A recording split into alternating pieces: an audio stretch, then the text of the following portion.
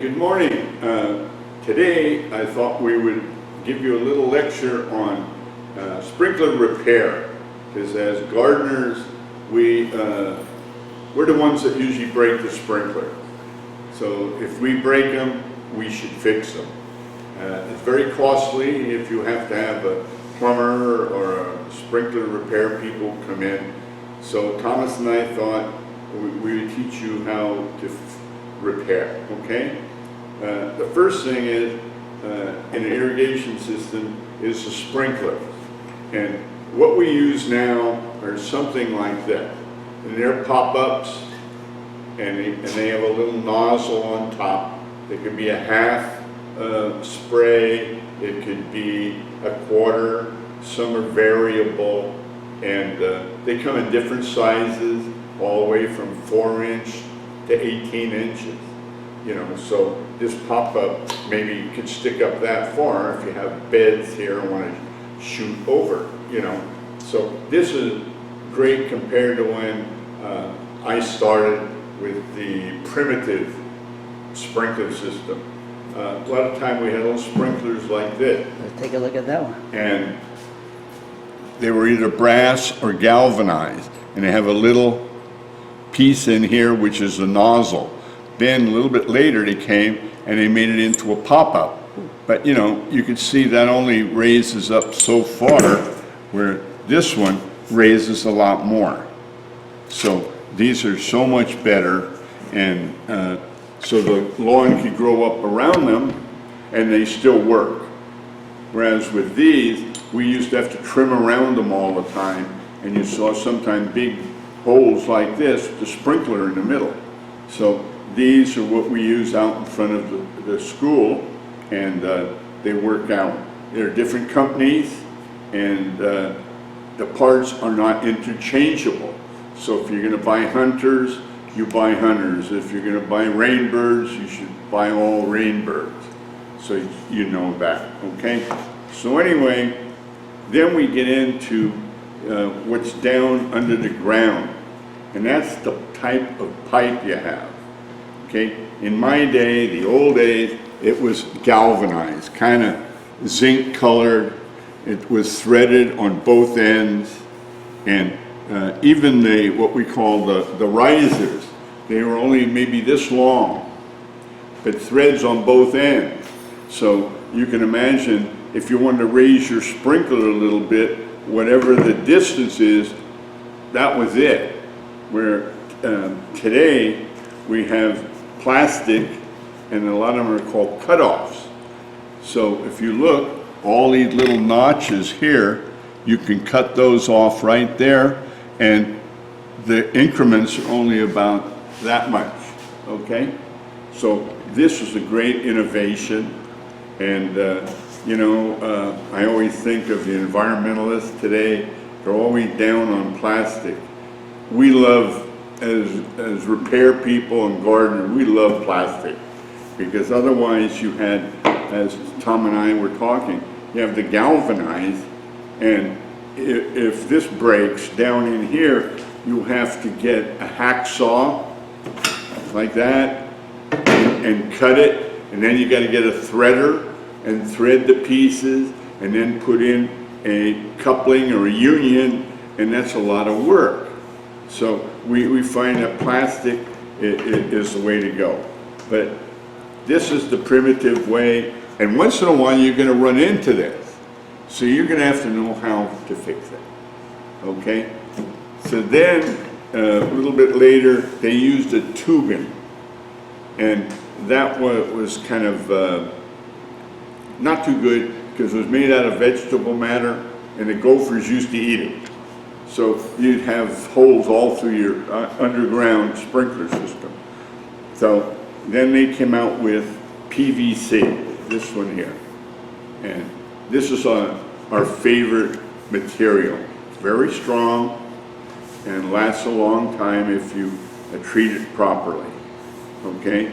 And then, you know, the gold standard would be copper pipe. And very few people have the whole system in copper, you know. But when you're installing it to the valve, they required, that is, because it holds the pressure. But at one time, right up here in Westwood Park, I wasn't doing sprinklers at the time, so I told the client, oh, I have a friend, he does sprinklers, and it's wonderful. Anyway, he puts a system in all with PVC.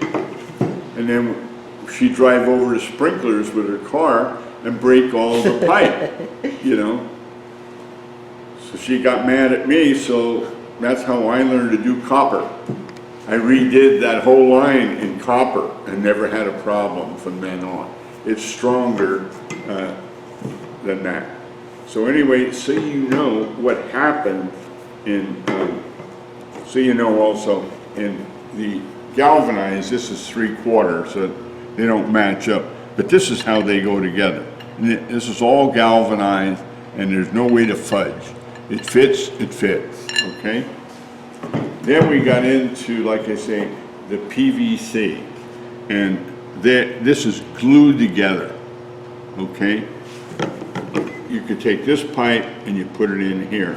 So what we do, we have a primer, comes out kind of purple, and it's got a dabber. Let me see if I can open it up for you.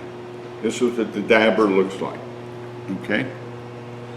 And the primer is that color, and so what you do, you take your primer and put it around here. You go in on your fitting, then you turn around and you get your solvent, your glue. And you do the same thing around this one, a little bit around this, push them in, give it a half turn, a quarter turn, hold it, it's set. And then you're done on that fitting. Well, that works out pretty well. The only thing is, a lot of times when you're underground, in order to get these fittings together, sometime instead of this, you're using a coupling. And a coupling is like 2 pieces of this half, and it sticks out here. Well, you would put it into a hole, and you can't get it into the fitting because it got to go 3/4 pipe, got to go in 3/4 inches on both ends. Well, when you cut it, all you can do is cut it. If you cut it in like that, you can't get it. So what we used to do, you dig a long trench, and then you would pull this 2 sides of this pipe was cut here. You bring them way up in the air like that, and you glue both ends and the coupling, and as you push them in, you bring it back down in the hole. So you had to dig a trench and dig a trench. Well, a little bit later they figured out, gee, we got to do something better. And that's when they came out with what we call a Slipfix. And they come in all sizes. This is a 1/2 inch, 3/4, they'll go all the way up to 10 inch, great big things. And what it is they're a compression fitting, okay? And you take them apart like this, and you take this rubber piece out, and then you put it onto the pipe. It's kind of hard to get on, so I'm not going to do it, but I could show you on this one when it's already on. Looks like that. Okay, then you put that in like this, bring this down, and then just keep turning this till it gets nice and tight. And then, you know, when you think it's as tight as you want, get a big pair of channel locks and tighten it nice and tight. It will not leak, it lasts forever. It's all plastic, you know. So, and you can see I can't even hardly turn it once you got it tightened in. That rubber gasket grabs real tight, okay? So if you ever buy them, always make sure you take them apart and make sure that rubber gasket's in both ends, because if somebody took that out, you're not going to do anything, okay? So anyway, what I'm trying to show you, this, you don't need the glue. You don't have to dig a big hole, you just gotta dig the hole this big, you know? But still, plastic doesn't stretch. So it's gotta fit in, at least almost, the two sides gotta come in about like that. Two pieces of pipe come in, and then you put it together. And so a lot of times you had to finagle the pipe up a little bit so they would come in. You don't want them just to barely get in, because then they could slip out. So we had a little bit of a problem. So then the people want to sell you stuff from PVC. They came out with this, and I call it this one a quick fix, this one a slip fix. And this is a brand new one, okay? So it goes in and out. So you could connect this one up to a piece of 1/2-inch pipe. It goes in like that. And then you leave this in like this, glue this, glue that, and then pull this out and jam it into the other piece of pipe.